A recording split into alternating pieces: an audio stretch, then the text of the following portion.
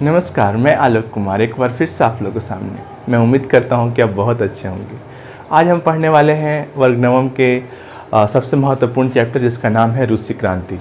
रूसी क्रांति में हम लोगों ने पिछले कक्षा में देखा था कि किस प्रकार से खूनी रविवार की घटना होती है। जी हाँ, जिसमें हम लोगों ने ये देखा था कि 1905 में जो रूस की जो स्थिति होती है, जिसमें जापान जैसे छोटे से देश से वह पराजित होता है और वहाँ के बाद जो लोग थे, वहाँ की जो जनमानस थी, वो किस प्रकार से जार के खिलाफ खड़ी हो जाती है।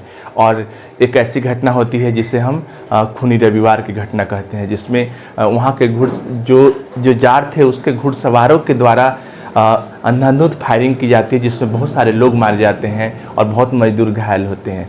तो उस घटना के बाद जो देश की राजनीतिक स्थिति होती है उसमें परिवर्तन आता है, परंतु जिससे जो जनमानस में असंतोष था वो 1914 ईस्वी के आते आते तक और बढ़ जाता है। क्योंकि जैसा हम जानते हैं कि प्रथम विश्व युद्ध 1914 ईस्वी से आरंभ हुआ था, जो 1918 में समाप्त हुआ था। तो प्रथम विश्व युद्ध के समय रूस के जो राजनीतिक अवस्था थी और किस प्रकार से वह इस युद्ध में भाग ले रहा था और उसका रूस के जनमानस पर क्या प्रभाव पड़ रहा था, उसे हम देखेंगे। और हम इस भाग में ये देखेंगे कि किस प्रकार से 1917 ईस्वी में रूस में एक बार फिर से क्रांति का आगाज़ होता है, जिसे हम फरवरी की क्रांति भी कहते हैं। और हम उसके बाद देखेंगे कि ये जो क्रांति है उसकी क्या क्या प्रभाव पड़ते हैं। चलिए हम इसके पहले टॉपिक को देखते हैं, और पहला टॉपिक है प्रथम विश्व युद्ध और रूसी साम्राज्य। इसमें हम ये देखने का प्रयास करते हैं कि जो प्रथम विश्व युद्ध आरंभ हुआ तो उसमें रूस की स्थिति क्या थी, रूस के जो जनमानस थी या जो राजनीतिक स्थिति थी वो किस प्रकार की थी। तो पहले हम ये जानने का प्रयास करेंगे कि ये जो युद्ध हो रहा था, इस युद्ध में दो गुट थे, एक केंद्रीय शक्ति और एक दूसरी थी ध्रुवीय शक्ति। तो जो केंद्रीय शक्ति थी उसके जो प्रमुख देश थे वो जर्मनी, ऑस्ट्रिया और तुर्की थे, जबकि दूसरी ओर जो थी शक्ति उसमें ब्रिटेन, फ्रांस, रूस और बाद में आकर के इटली भी शामिल होता है। तो ये जो महत्वपूर्ण जो दो देश थे या दो गुट थे जिसमें लड़ाई हो रही थी। तो मैंने आपको पहले बताया था कि जो ये प्रथम विश्व युद्ध था उसका जो मुख्य कारण था वो कुछ और नहीं, बस उपनिवेशवाद की लड़ाई थी। अपने साम्राज्य को फैलाने के लिए, कच्चे मालों को प्राप्त करने के लिए आर्थिक वर्चस्व की लड़ाई थी ये प्रथम विश्व युद्ध। आरंभ के दिनों में रूस की जनता इस प्रथम विश्व युद्ध में जार निकोलस द्वितीय का समर्थन दे रही थी, लेकिन जैसे जैसे युद्ध आगे बढ़ने लगा, अब यहाँ पे क्या होने लगा, जो जनता थी उसमें थोड़ा असंतोष की भावना उत्पन्न होने लगी। अब असंतोष की भावना उत्पन्न होने के बहुत सारे कारण हम मान सकते हैं। उसमें सबसे पहला ये था कि जो वहाँ पर एक प्रमुख पैलेस था सेंट पीटर्सबर्ग में, और जो सेंट पीटर्सबर्ग था वो जो नाम था वो जर्मन भाषा में था। और जो वहाँ का एक सन्यासी था, कहा जाए, या सलाहकार था उस महल का, जार निकोलस द्वितीय का, उसका नाम था रासपुतीन। और उसने क्या कहा कि आप जो है ये जो नाम है वो जर्मन नाम है, आप इसको नाम को चेंज करें, और उसका नाम पेट्रीगार्ड कर दिया गया। अब आप सवाल उठता है कि नाम चेंज करने से क्या होगा। तो जो जर्मनी जो था वो किसके अपोजिट था, जैसा भी हम लोगों ने देखा, वो रूस के अपोजिट था। और जो प्रथम विश्व युद्ध हो रहा था उसके आरंभ के दिनों में रूस और जर्मन सेना के बीच में लड़ाई हो रही थी।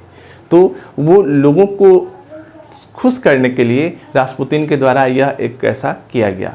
परंतु जब 1914 से 1916 ईस्वी के बीच में जब आरंभ में रूसी सैनिक को काफ़ी सफलता मिलती है जर्मन सेना से, लेकिन धीरे धीरे जैसे जैसे वक्त बीतता है रूसी सेना कमज़ोर होने लगती है और जर्मन सेना रूसी सेना पर हावी होने लगती है। और इस परिस्थिति में रूसी सेना क्या करती है कि जिन क्षेत्रों से वो क्रॉस कर रहे होते हैं, कौन, रूसी सेना, जब उन्हें वापस लौटना पड़ता है तो अपने ही देश के बहुत सारे क्षेत्रों को वो नष्ट करने लगते हैं, खेतों को, खलिहानों को, अनाजों को, महलों, भवनों को, इन सारे चीज़ों को वो नष्ट करते हैं। क्यों ऐसा करते हैं, ताकि जब जर्मन सेना यहाँ पर आए तो वो ज़्यादा देर तक टिक नहीं सके, उनके पास भोजन उपलब्ध नहीं हो, उनके पास रहने के लिए जगह नहीं हो।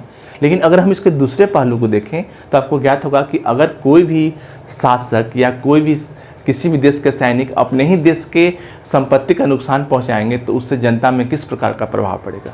और यहाँ पर जनता में काफ़ी नकारात्मक प्रभाव पड़ रहा था, और जनता जो थी वो कहीं ना कहीं जो जार निकोलस द्वितीय है उसके इस नीति से बहुत असंतुष्ट थी। दूसरी चीज़ कि जैसा कि हम जानते हैं कि जब भी कोई युद्ध होता है तो उसमें आर्थिक नुकसान बहुत अधिक होती है, और वो जो आर्थिक नुकसान हो रहा था उससे देश में महंगाई बढ़ रही थी, बेरोजगारी बढ़ रही थी, जिससे कारण जो मजदूर थे, जो काम करने वाले लोग थे, वो कहीं ना कहीं उससे असंतुष्ट थे, क्योंकि उन्हें वो चीज़ें प्राप्त नहीं हो रही थी जो उनका मूल अधिकार था। 1916 ईस्वी के आते आते तक कई सारे जो उद्योग थे जो रूस में थे वो क्या होने लगे, नष्ट होने लगे। अब नष्ट क्यों होने लगे, उसके पीछे भी कारण था। नष्ट, एक तो युद्ध हो रहा था उसके चलते नष्ट हो रहे थे, दूसरा ये था कि जो उद्योग के जो पार्ट्स पुर्जे थे वो आते थे किधर से, बाल्टिक महासागर से आते थे, या जो बंदरगाह होता था वहाँ से वो सामान आते थे। परंतु युद्ध के कारण जो है क्या हो गया था, आर्थिक नाकेबंदी हो गई थी, जर्मनी के द्वारा कर दिया गया था। अब उसका ये प्रभाव पड़ा कि जो रूस में जो कल कारखाने थे उसमें जो लगाने जाने वाले पार्ट्स पुर्जे थे, कल पुर्जे थे, अब वो उपलब्ध नहीं हो रहे थे, तो उससे जो उद्योग जगत को काफ़ी नुकसान हो रहा था। और ऐसे में युद्ध में लगातार हो रही हार, दूसरी ओर महंगाई, तीसरी ओर उद्योग का नष्ट होना, ये सारी चीज़ें रूस की जनता पर काफ़ी नागवार गुजर रही थी। और इस तरह से धीरे धीरे कहीं ना कहीं ये जो असंतोष था वो आने वाले समय में किसी नई घटना का पृष्ठभूमि की रचना कर रही थी। तो इसमें हम आगे देखते हैं कि युद्ध के कारण एक चीज़ और जो महत्वपूर्ण चीज़ हुई कि जो मजदूर थे जो फैक्ट्रियों में काम कर रहे थे उन्हें भी ज़बरदस्ती युद्ध में शामिल किया गया। जो किसान थे उन्हें भी युद्ध में शामिल किया जा रहा था। क्यों? क्योंकि वो शारीरिक रूप से हृष्ट पुष्ट थे, वो स्वस्थ थे, और युद्ध में सैनिकों की ज़रूरत होती है। जब महंगाई बढ़ रही थी तो स्थिति ऐसी उत्पन्न हो गई कि रोटी के लिए लंबी लाइनें लगने लगी रूस में।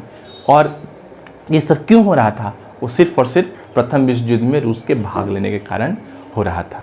अब स्थिति ऐसी उत्पन्न हो गई थी कि वहाँ देखा जाए तो रोटी के लिए अब दुकानों में दंगे होने लगे।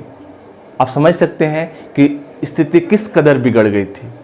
अब जो स्थिति इस तरह से बिगड़ी उसका परिणाम क्या हुआ कि कुछ ही दिनों के बाद एक ऐसी घटना होती है जिसे हम फरवरी क्रांति कहते हैं, या हम जिसे कह सकते हैं कि पेट्रीगार्ड में फरवरी क्रांति। तो आइए हम अब चलते हैं और हम देखते हैं कि आखिर पेट्रीगार्ड में फरवरी क्रांति थी क्या और उसमें कौन कौन सी घटनाएं होती हैं। बात 22 फरवरी 1917 ईस्वी की है। 22 फरवरी 1917 ईस्वी को पेट्रीगार्ड, वही पेट्रीगार्ड जिससे हमने सेंट पीटर्सबर्ग का नाम था, जिसे रास्पुतिन ने उसे चेंज कर दिया था। तो पेट्रीगार्ड जो था प्लेस, वो वहाँ पे क्या कौन रहता था? वहाँ पे जार निकोलस द्वितीय रहते थे। वहीं पे जो ड्यूमा था जहाँ पे लोग संवैधानिक तथ्यों की चर्चा करते थे, यानी कि जो सारे जो ऑफिसेस थे, जो सरकारी उपक्रम था, वो उसी के इर्द गिर्द था। कहाँ? पेट्रीगार्ड के, और वो दीवा नदी के किनारे स्थित था। तो 22 फरवरी की सुबह सुबह जितने मजदूर होते हैं वो क्या करते हैं, वहाँ पर एक वो प्रदर्शन करने की योजना बनाते हैं। और होता क्या है कि धीरे धीरे करके वहाँ पर मजदूर इकट्ठा होने लगते हैं। लगभग जो मजदूर थे उनकी संख्या 50,000 थी, और वो क्या कर रहे थे, वो शांतिपूर्ण प्रदर्शन करने के लिए या राजा के सामने जो जार निकोलस द्वितीय था उनके नीतियों के खिलाफ वो मोर्चा खोल चुके थे। इसमें महिलाओं की भी भूमिका महत्वपूर्ण थी। कई महिलाएं जो थी उन्होंने हड़ताल किया, हड़ताल करने के लिए लोगों को प्रेरित किया।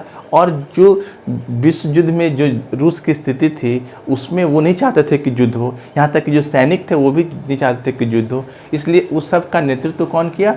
मजदूरों ने किया, और वहाँ पर उन्होंने प्रदर्शन करना आरंभ किया। और सबसे महत्वपूर्ण चीज़ था कि मैंने बताया आपको कि महिलाओं की भूमिका महत्वपूर्ण थी। वो उस दिन को उन्होंने महिला दिवस घोषित किया कि महिला जो थी वो इस आंदोलन में या इस प्रदर्शन में वो काफ़ी बढ़ चढ़ करके इसमें वो पार्टिसिपेशन दे रही थी। लेकिन जब सरकार ने देखा कि इतनी संख्या में लोग इकट्ठे हो रहे हैं तब उन्होंने क्या किया, उस पर कर्फ्यू लगा दिया। कर्फ्यू तो आप जानते ही हैं, कर्फ्यू में कोई भी व्यक्ति बाहर नहीं निकल सकता है, और अगर कोई बाहर निकलता है तो उसे जेलों में बंद कर दिया जाता है। 22 फरवरी को कर्फ्यू लगा दिया जाता है। उसके 2 दिन के बाद फिर से लोग वहाँ पे इकट्ठा शुरू होते हैं, और वो कब? 24 फरवरी और 25 फरवरी को फिर से धीरे धीरे लोग जो हैं, जो विंटर पैलेस था जहाँ जार निकोलस द्वितीय रहते थे, अब उस क्षेत्र को लोगों ने घेरना आरंभ किया।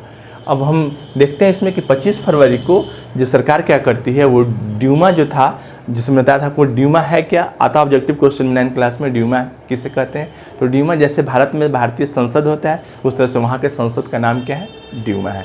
तो वो ड्यूमा को जो जार निकोलस देती हैं उसको बर्खास्त कर देते हैं।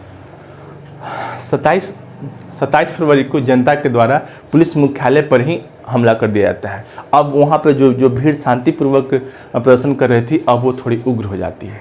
ऐसी परिस्थिति में जो वहाँ के जो लोग थे, उनका तो बस 3 ही मांग था। एक कि जो है उन्हें रोटी दिया जाए, दूसरी चीज़ थी कि उन्हें काम की जो अवधि थी, जो 15 घंटे थी, उसे कम किया जाए, और तीसरा क्या था कि उन्हें लोकतांत्रिक जो उनके अधिकार हैं, उन अधिकारों को संरक्षित किया जाए, उन्हें दिया जाए। जब सरकार या कहा जाए कि जार निकोलस द्वितीय वो इस तरह के घटनाक्रम को देखते हैं, तो वो गोली चलाने का आदेश देते हैं सैनिकों के। तो जो वहाँ की जो पुलिस थी वो प्रदर्शनकारियों का साथ देती है और वो गोली चलाने से इनकार कर देती है। और तो और वो जो अफसर थे जो उन्होंने आदेश दिया था, उन्हीं पर वो गोली चला देते हैं, यानी कि फायर करते हैं। तो इससे क्या होता है कि अब जो पूरी स्थिति थी वो क्या होती है, बदल जाती है। यानी कि जो रूस की जनता के साथ साथ जो रूस की पुलिस थी, जो सैन्य व्यवस्था थी, वो भी अब किसका समर्थन कर रहे थे, वो उन मजदूरों का कर रहे थे जो वहाँ पर प्रदर्शन कर रहे थे। अब स्थिति इस कदर बिगड़ जाती है कि सैनिक और मजदूर वो सभी एकजुट हो जाते हैं, और उसके बाद एक परिषद का गठन किया जाता है सैनिक और मजदूरों के द्वारा मिला करके। वहाँ पर एक चीज़ और होता है, वहाँ पर अब एक सोवियत का जन्म होता है। अब इसके साथ साथ जो एक उनका जो प्रतिनिधि मंडल होता है, वो जाते हैं जार निकोलस द्वितीय के पास और उनसे रिक्वेस्ट करते हैं कि आप प्लीज़ गद्दी छोड़ दीजिए। तो स्थिति को विषम देखते हुए जो जार निकोलस द्वितीय है, वो 2 मार्च को अपनी गद्दी छोड़ देते हैं। जार निकोलस द्वितीय की गद्दी छोड़ने के बाद वहाँ पर अंतरिम सरकार का गठन किया जाता है, और उसमें जो भी नियम परिवर्तन करने हैं या नियम बनाने हैं, उसके लिए संविधान सभा का निर्माण किया जाता है। तो इस प्रकार से फरवरी की जो क्रांति होती है, उसमें ये प्रमुख घटनाएं होती हैं। हम अगले भाग में देखेंगे कि किस तरह से फरवरी की क्रांति के बाद देश की घटनाक्रम बदलती है, और फिर एक बार अक्टूबर में ये क्रांति होती है, जिसमें सत्ता का परिवर्तन होता है और उसमें कुछ नई चीज़ें होती हैं। तो मुझे उम्मीद है कि आपको ये वीडियो अच्छा लगा होगा। अगर अच्छा लगा तो प्लीज़ इसे लाइक और शेयर करें और सब्सक्राइब जरूर